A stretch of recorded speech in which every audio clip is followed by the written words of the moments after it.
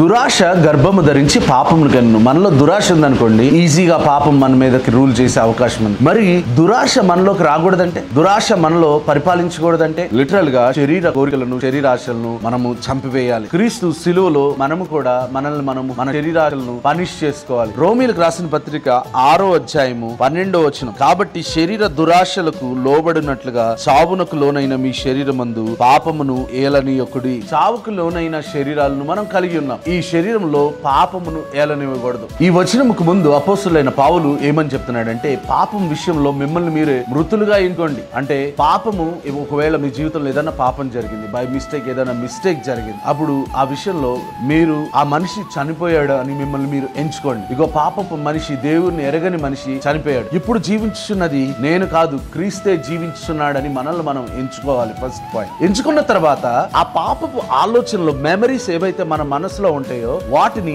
మన మీద పరిపాలించకూడదు. For an example, నిన్నటిని ఈ రోజు పరిపాలించుకోండి. నిన్నటికే వదిలేయాలి, నిన్నటిది చంపేయాలి.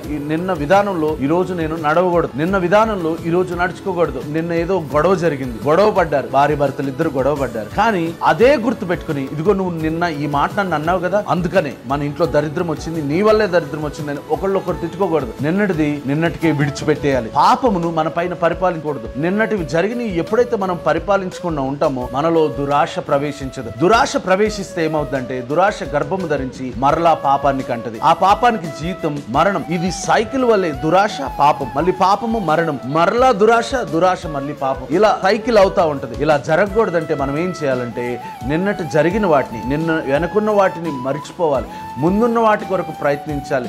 నిన్న మరి మీకు పిల్లలకి ఏదైనా గొడవ జరిగింది, నిన్న మీ బాస్కి ఏదో గొడవ జరిగింది, వాటిని వదిలేయాలి.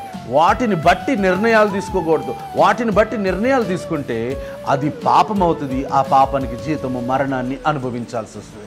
కాబట్టి దురాశ మనలో ప్రవేశించకూడదంటే పాపపు క్రియలను, శరీర క్రియలను చంపివేయాలి. God bless you.